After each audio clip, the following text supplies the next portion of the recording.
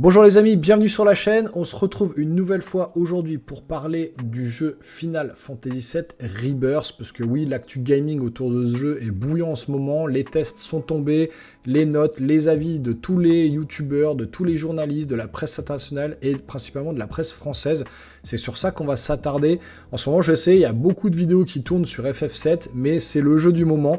Le jeu exclu PS5 qui sort le jeudi 29 février 2024. Je vous ferai une vidéo découverte du jeu peut-être en live pour qu'on suive le début de l'aventure tous ensemble. En attendant, vous avez deux vidéos qui sont en attente sur la chaîne, qui sont dans le catalogue. Les deux démos, la démo numéro 1 avec Sephiroth et la démo numéro 2 sur le monde un peu plus ouvert avec Junon. Donc n'hésitez pas à aller voir ces vidéos déjà, les deux démos sont disponibles. C'est déjà un gros morceau du jeu, enfin en tout cas qui permet de voir un peu le gameplay et de s'immerger un petit peu dans le jeu. Là, on va s'attarder sur les notes. Franchement, je vous dis tout de suite, c'est assez dithyrambique quand même. La plupart des gens s'accordent à dire que c'est un jeu magistral, un des jeux de l'année. Il y a certains d'autres qui sont un peu plus mitigés. Après, ça rentre aussi en fonction des affinités de chacun. Moi, vous savez, j'ai une affinité particulière avec ce jeu. C'est un des jeux que j'ai retourné dans tous les sens quand j'avais 16 ans. C'est un de mes jeux préférés ever. Il y a des journalistes qui sont un peu comme moi, qui ont l'affect du jeu. Donc forcément, ils vont vous en parler avec le cœur et ils vont nous gonfler la note. D'autres qui vont être un peu plus terre à terre et qui vont vraiment noter les petits défauts, les petits détails qui font que pour eux ce n'est pas un jeu immensément génial, juste un jeu qui est très très bon, sans plus, voilà. Enfin vous verrez, il y a des notes qui sont différentes, mais dans la globalité, c'est vraiment des très bonnes notes et des très bonnes critiques sur ce jeu. Donc on va pas s'attarder plus longtemps là-dessus, le générique, et je vous parle tout de suite des notes à l'international et principalement des notes françaises qu'a obtenu Final Fantasy VII Rebirth sur PS5. C'est parti.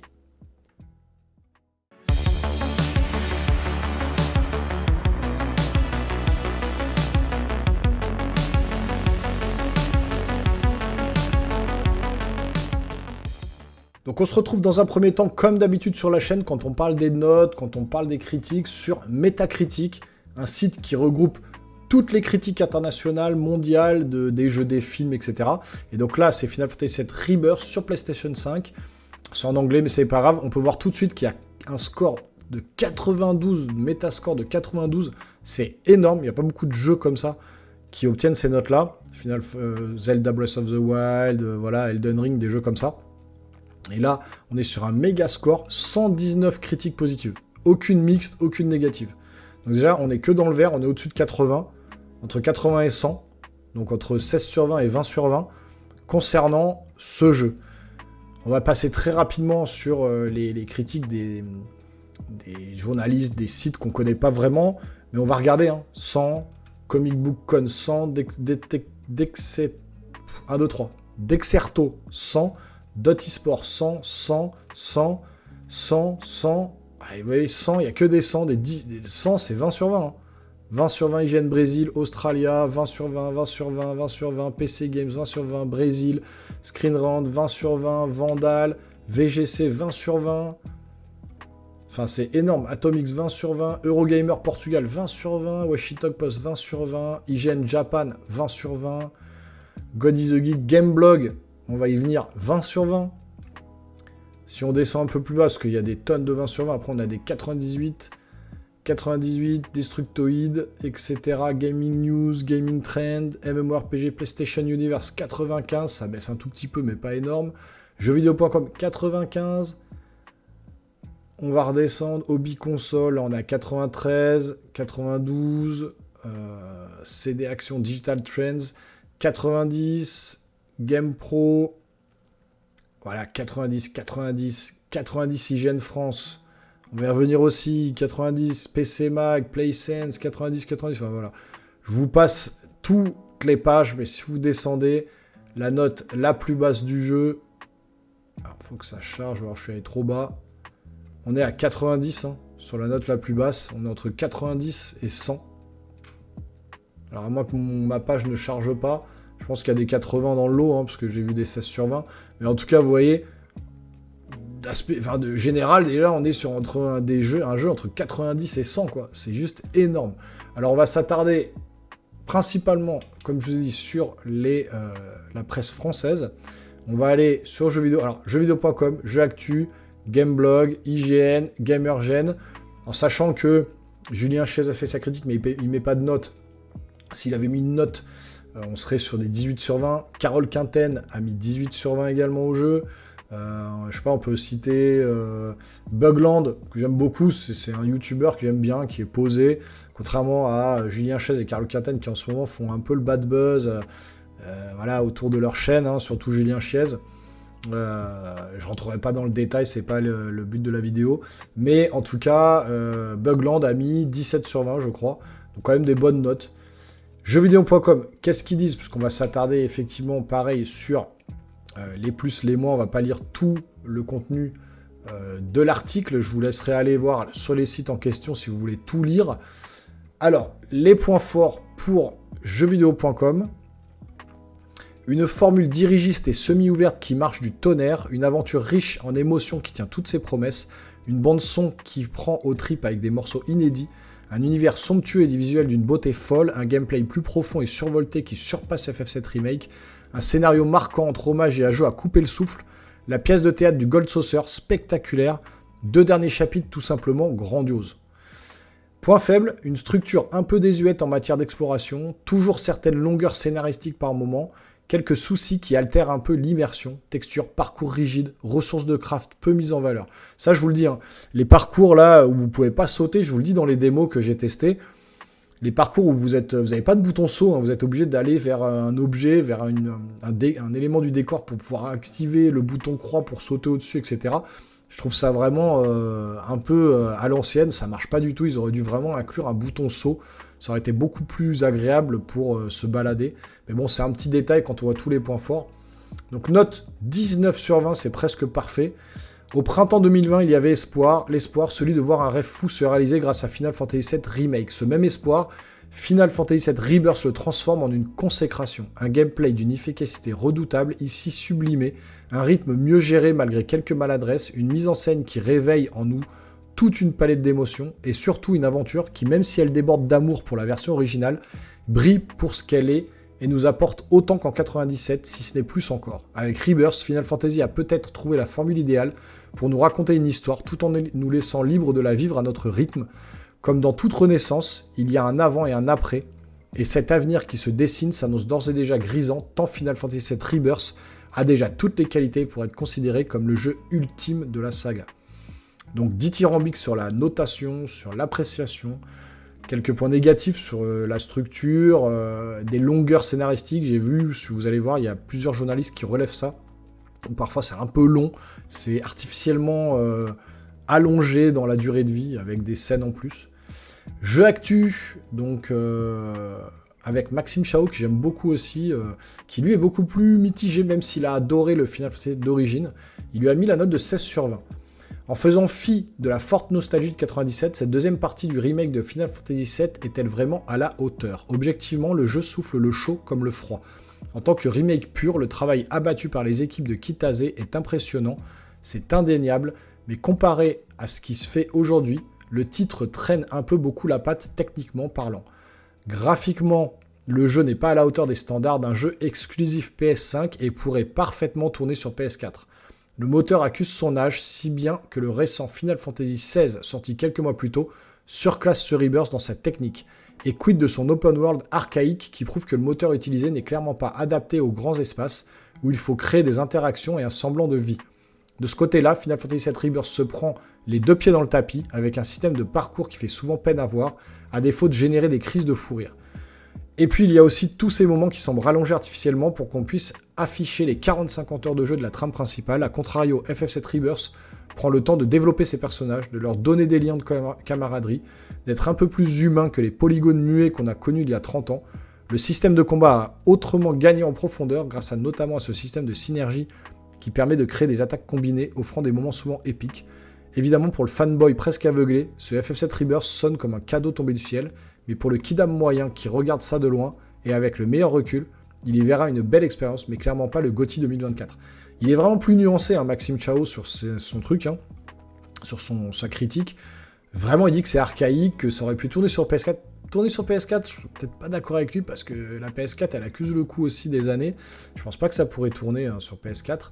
En tout cas, il a aimé, mais c'est pas non plus la claque qu'il aurait attendue. Un vrai remake dans les plus, les ajouts scénaristiques, un rythme mieux maîtrisé que remake, un système de combat amélioré notamment grâce aux attaques synchronisées, un jeu très, voire trop généreux, une bande-son marquante, la tonne de mini-jeux à la Yakuza, de loin c'est quand même joli. De près, il y a pas mal de couacs techniques quand même dans les mois. Le mode performance qui rend le jeu très moche, ça je vous l'ai dit. Open world tellement archaïque, je vous l'ai dit dans la démo. Enfin, je sais que le mode performance, quand vous l'activez, c'est vraiment pas beau. C'est pas forcément en 60 FPS non plus. Vaut mieux rester en qualité 4K 30 images par seconde, c'est beaucoup mieux. Le système de parcours qui fait peine à voir, ils ont mis des tours à activer comme dans les open world d'Ubisoft, lol. Alors effectivement, dans les maps, quand vous ouvrez, il y a des tours, il faut activer les tours comme un peu les tours avec les aigles là, que vous activez avec Assassin's Creed par exemple, à la Ubisoft, et ça apparemment c'est un peu redondant et un peu à l'ancienne. La gestion problématique de l'éclairage, un scénario qui s'étire pour pas grand chose, des moments parfois bien niais, et menus surchargés. Donc il est quand même il est plus nuancé dans sa notation. Voilà, il dit qu'il y a quand même des gros points négatifs, que voilà, l'Unreal Engine 4, ils auraient peut-être dû passer à l'Unreal Engine 5 pour faire ce jeu, ça sera sûrement le cas pour la dernière partie du jeu, mais notre maxime national de jeu actu n'est pas conquis à 100%. Gameblog, alors eux par contre, je pense que c'est ceux qui ont mis la note ultime, hein. Un Final Fantasy magistral tout simplement sublime. On va aller en bas, eux ils ont mis 10 sur 10. Alors on passe directement à la fin. 10 sur 10, chef-d'œuvre, 20 sur 20. Donc là, la note parfaite. Final Fantasy VII Rebirth signe le nouvel âge d'or de la licence. C'est un jeu gargantuesque et démesuré, en plus d'être d'une extrême générosité. À côté de lui, FF7 Remake n'est qu'un long prologue en huis clos. Le monde s'ouvre avec Rebirth, l'univers de Final Fantasy VII avec lui.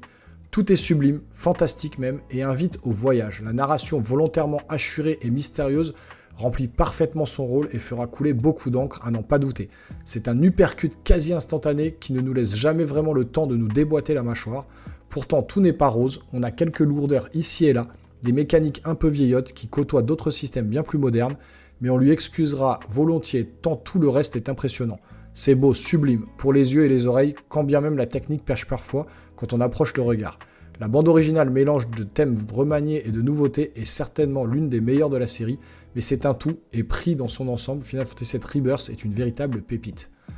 Point fort, un système de combat absolument génial, stratégique et intense, mais c'est parfois le bordel à l'écran dans les points faibles. C'est superbe partout et tout le temps, mais il y a quelques ratés techniques, un patch arrive, peut-être ça sera amélioré. Plusieurs lectures possibles, une bonne narration, épique, magistral, touchant, prenant, généreux, ça c'est du Final Fantasy. Une bande son tout bonnement incroyable, du caviar pour les oreilles, ça tout le monde le dit. Hein. Des mini-jeux à l'appel, le Queen's Blood, une excellente idée, on verra ce que c'est dans le jeu. Matériel en grand nombre, compétences à gogo, un final grandiose. Dans les moins, avoir fait les jeux de l'univers FF7 reste quand même important, notamment Crisis Core. Les quelques lourdeurs ici et là, on les excusera volontiers, mais elles sont là quand même. C'est vrai que le personnage est lourd, je vous dis, c'est vraiment cette façon de se déplacer, son bouton pour sauter. C'est voilà, le monde ouvert qui est un petit peu semi-ouvert, pas complètement. Bon, il y a quelques petits défauts, mais ils arrivent à lui mettre la note parfaite. On est sur IGN France. Alors IGN France, on va voir ce qu'ils disent à la fin également, dans les plus, les moins.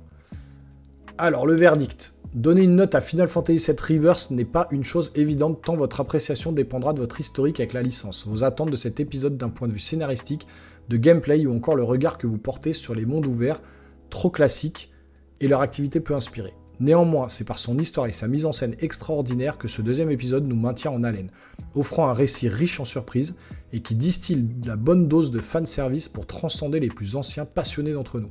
S'inspirant des divers autres jeux pour proposer des quêtes annexes, renouvelant l'expérience, FF7 Rebirth se veut aussi fun à parcourir, même si leur importance dans le level up risque d'en frustrer plus d'un.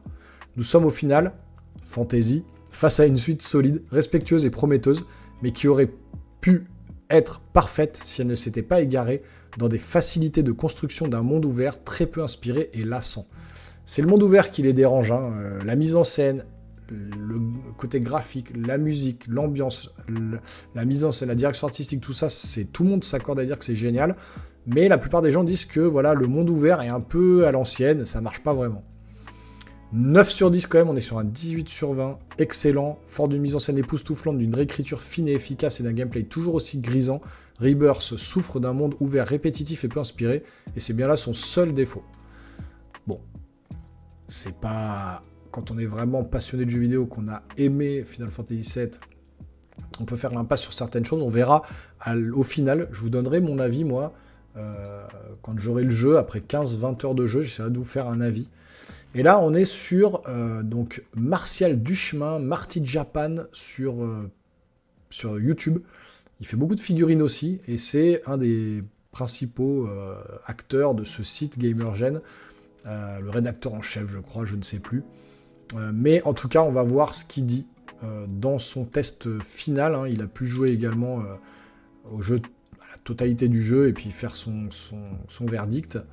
Alors, Gamergen indispensable. Encore une fois, Square Enix a su nous mettre une belle claque en pleine tête.